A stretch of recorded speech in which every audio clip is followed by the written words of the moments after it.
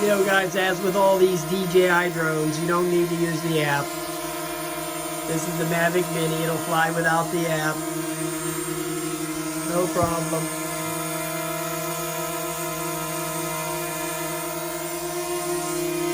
But you have to bind it up and activate it first before it'll let you do this.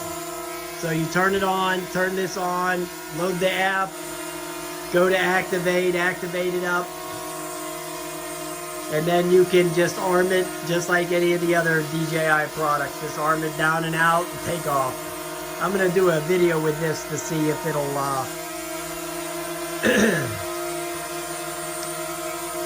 you know, to see how much they got it crippled. They might have it crippled like the Spark, where they had 300 feet and 100 feet up. So it looks good, man. This thing is just rock solid stable indoors. I mean, rock solid. All right, guys. Talk to you later.